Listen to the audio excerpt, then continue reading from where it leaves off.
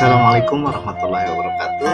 Selamat siang anak-anakku sekalian. Semoga kalian senantiasa sehat ya. Dan jangan lupa tetap menjaga kesehatan kita dengan pola makan yang baik, berolahraga, istirahat dan cukup, dan jangan lupa menggunakan masker, jaga jarak ya. Mudah-mudahan kita semua terhindar dari pandemi COVID-19 ini. Amin. Materi Biantara ini, yang dimaksud dengan Biantara ini adalah pidato ya. Kalau di dalam bahasa Indonesia itu Biantara itu merupakan pidato ya, dimana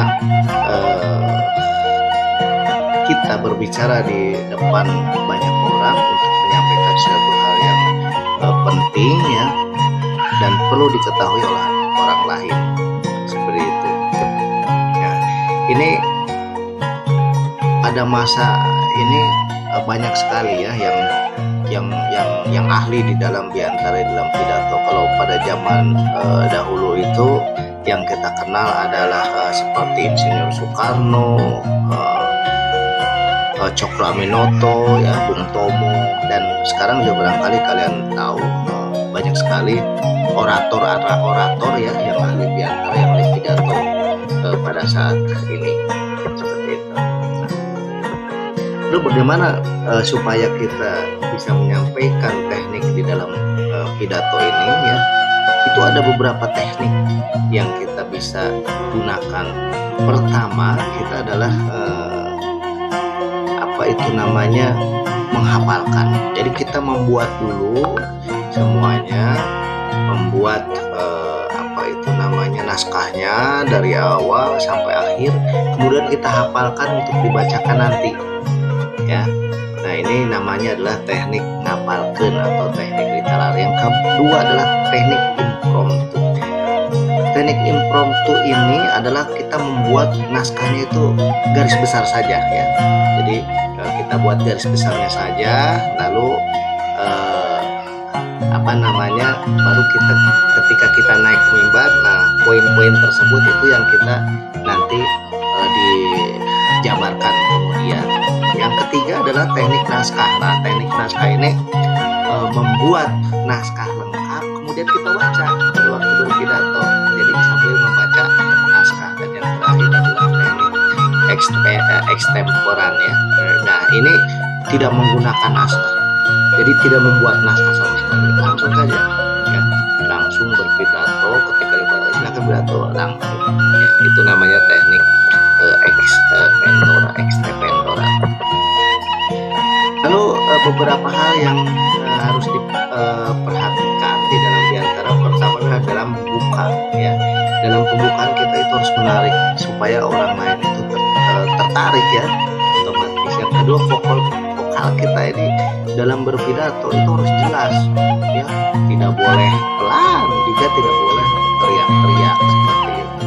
Nah, kemudian isinya itu harus singkat ya, jangan terlalu panjang begitu yang akhirnya nanti malah tidak karuan isinya.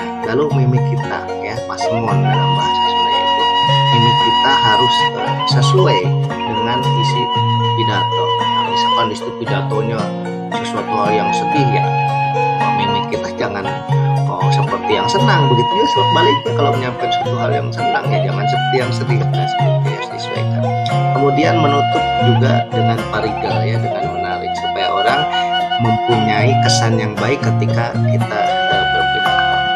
Kemudian apa struktur Biantara ya? Strukturnya di sini adalah pertama itu ada bubuka, kemudian isi ya, dan kemudian penutup. Nah, di bubuka ini terdiri dari apa saja contohnya ya. Yang pertama menyampaikan salam ya. Nah, lalu kemudian setelah menyampaikan salam ya, lalu puji syukur kepada Tuhan yang Maha Kuasa. Kita lanjutkan kembali materi tentang struktur Biantara ini. Kita masuk ke bagian yang kedua, yaitu isi. Nah, isi ini atau isi ya, ini isinya adalah mengenai maksud daripada informasi yang akan disampaikan oleh si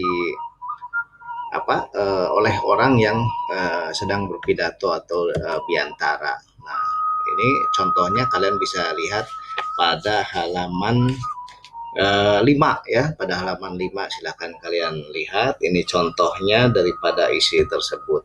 Lalu yang ketiga adalah penutup ya, di mana penutup ini isinya mengenai kesimpulan, kemudian saran, dan biasanya diakhiri dengan salam ya, juga ucapan terima kasih ketika sudah mengikuti pidato atau biantara ini begitu.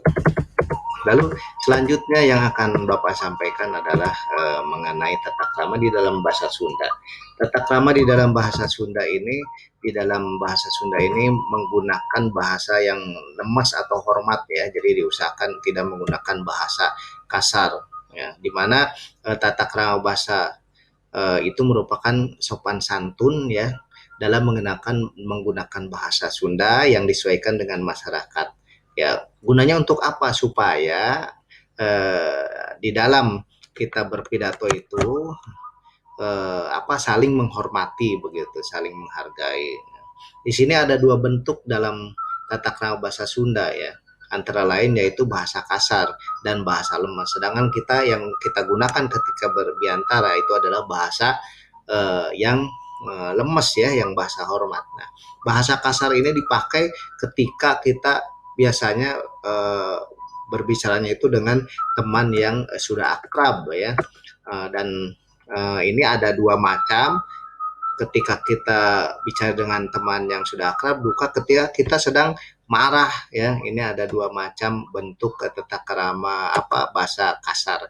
Kemudian yang kedua itu adalah bahasa yang lemes atau hormat ya, yang biasa digunakan ketika kita berbicara kepada orang yang lebih tua atau baru bertemu ya, belum kenal. Nah, bahasa lemas ini digunakan ketika seorang menggunakan bahasa halus, misalkan bercakap-cakap dengan orang tua gitu ya, dengan biasanya dengan intonasi yang baik ya, lalu ekspresi wajah juga, kemudian sikap kita, gestur kita yang baik. Nah, maka ini akan menaikkan citra diri kita di dalam berbicara begitu.